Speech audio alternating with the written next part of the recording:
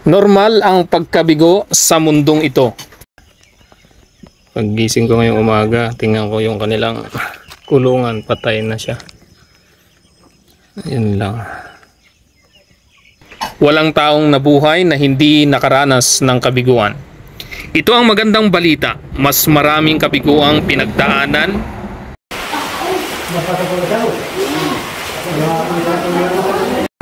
ay lalong nagiging matatag at mas mahusay na nilalang.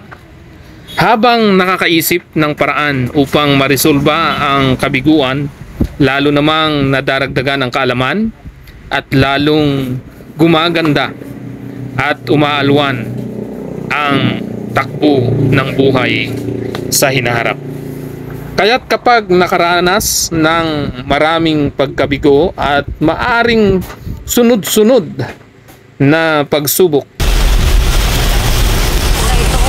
kawawa naman yung nakapangkulong. grabe lakas ng hangin, ambulansya pa. Tandaan na ito ay preparasyon sa mas maganda at mas maalwang buhay sa kinabukasan. Maraming matagumpay sa kasalukuyan ay dumanas ng maraming kabiguan.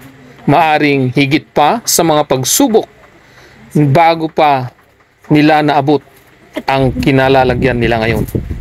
Yung kinalalagyan mo ngayon ay simple lang yan kumpara sa mga pinagdaanan ng iba.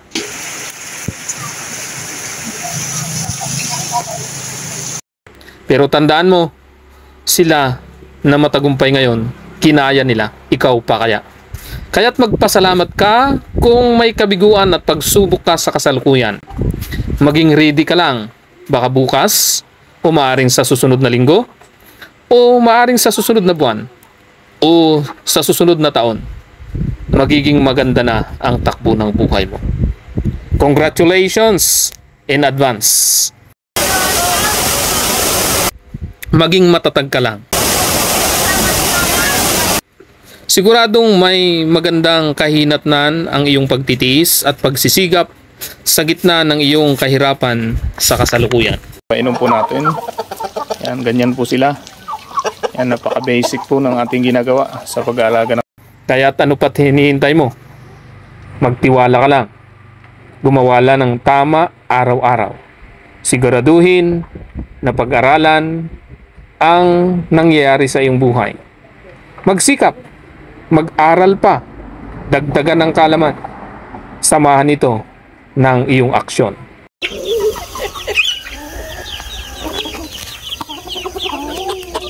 Umaksyon ka araw-araw. Huwag pa susuko sa mga sandaling ikay nakaranas ng kabiguan. Tandaan mo, lahat ng mga bagay na pinagdadaanan natin ay palamuti lamang yan sa mas magandang kinabukasan natin. Maaring darating ang panahon, tatawanan mo na. Isa rin na dapat tantay ko ang utility. Oh, utility mo na daw. Tagalinis. Siyempre, mukha ni Regan. Siyempre, sikat. Ang mga pinagdaanan mo, sabihin mo, sana nadagdagan pa ang pinagdaanan ko para mas maganda pang lalo ang kalagayan ko ngayon.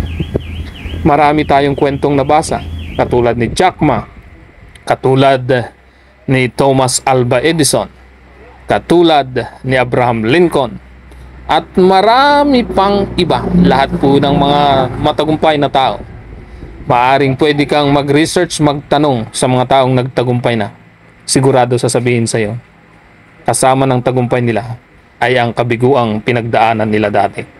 Wala namang maganda agad ang kalagayan. Lahat ay dumanas ng mga kabiguan. Kaya't kung ikaw ay puro bigo sa kasalukuyan, magtiwala ka lang, tiyak malalampasan mo din iyan.